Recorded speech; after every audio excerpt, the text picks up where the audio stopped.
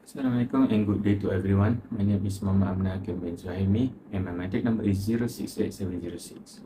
Today, I'm going to explain to you guys about the requirements of valid marriage under the LRA and factors that may vitiate the validity of marriage. The first requirement of a valid marriage is age. According to Section 10 of Law Reform Marriage and Divorce Act, the minimum age for male is 18 years old, while for the female is 16 years old. If the parties that want to get married is a minor, which is the age that is not attained as mentioned in Section 10, they need to obtain the license from the Chief Minister for them to get married. If the parties did not comply with the condition of age, the marriage will become void. This is according to Section 69 Clause B. The second requirement of a valid marriage is the parties must not within a prohibited degree of relationship. Under Section 11, Clause 1 until Clause 4 of the Law Reform Marriage and Divorce Act 1976, it has listed all the prohibited relationship in marriage.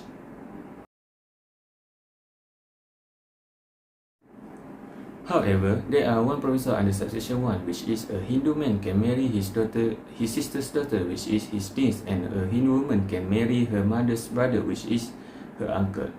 There are also another section under subsection 6, which is Chief Minister can grant license to a marriage under Section 11 if it is unobjectionable under the law, religion, custom and uses of the parties. If the parties did not comply with the condition of Section 11, the marriage will become void under Section 69 Clause C. The third requirement is consent. In this part, consent here involves the consent from the parent or guardian and consent from both parties who wanted to get married. For consent from parent or guardian, under Section 12 Clause 1 of LRA, a person who aged 18 to 21 years old must get the consent from their parent or guardian if they wanted to get married. The consent must be made in writing form. The parties may get their consent either from the father or mother, or adopted father or adopted mother, or from person in loco parentis. They are not required to get the consent if the party has previously married. For consent from the parties, both parties must be consent to the marriage.